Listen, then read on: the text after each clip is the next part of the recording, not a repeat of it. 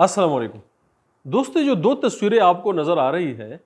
ان میں سے ایک ایسے آدمی ہے کہ جن کو ہم نے اپنی فائنانس یعنی اپنی ملک کی اکانومی سونپ دی ہے کہ جناب آپ مہربانی کر کے ہماری اکانومی کو درست کرنے کے لیے کوششیں کریں، اور جو دوسرے صاحب ہیں محسن نقوی صاحب، ان کے آگے ہم نے اپنا ملک کر دیا ہے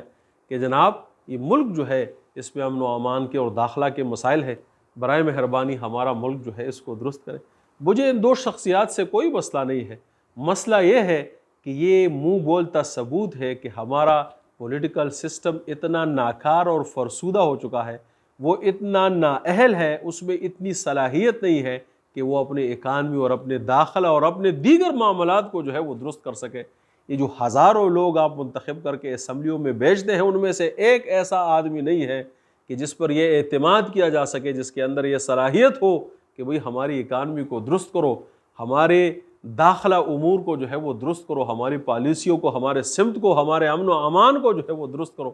کوئی ایسی صلاحیت نہیں ہے، بلکہ نظام کو باہر سے لوگ لانے پڑ رہے ہیں اور ان کو درخواست کرنی پڑ رہی ہے کہ جناب آپ بینکر ہیں تو جس طرح بینک چلاتے ہیں یہ ہمارا ملک بھی اسی طرح چلائیے، کاغذ قانون درست رکھ کے ملک ٹھیک ہو جائے گا۔ اور محسن نقوی صاحب کو بھی جو ہے ملک دے دیا ہے کہ جناب یہ ملک سیاستدانوں سے تو نہیں ٹھیک ہوا، عوامی نمائندوں سے تو نہیں ٹھیک ہوا، براہ مہربانی آپ اس کو درست کر دیجئے۔ میرے بھائیو، یہ دو جیسے بھی ہے، ہو سکتا ہے یہ اچھا بھی کام کر رہے ہوں، لیکن آپ اپنے سیاسی نظام پر نظر ڈالیں، جو سینکڑوں لوگ آپ صوبوں میں اور وفاق میں منتخب کر کے بھیجتے ہیں، جو ہزاروں لوگ جو ہے وہ حکمران ہونے کا دعویٰ کرتے ہیں، حق کے حکمرانی کے جو دعوے دار ہیں، ان کے اندر اتنی صلاحیت نہیں ہے، اتنی اہلیت نہیں ہے کہ وہ ہمارے ملک کے نظام کو جو ہے وہ درست کر سکے۔ کیوں یہ فرسودہ نظام ہر سال بعد جو ہے وہ ہمیں ریپیٹ کرنا پڑتا ہے؟ کیوں اس فرسودہ نظام کے ساتھ جو ہے وہ ہم چمٹے ہوئے ہیں کہ جو فرسودہ نظام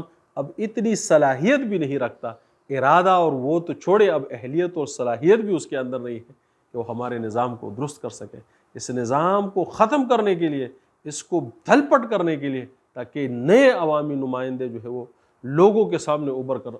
سامنے آ سکے، اس میں اپنے آوازیں کو شامل کریں۔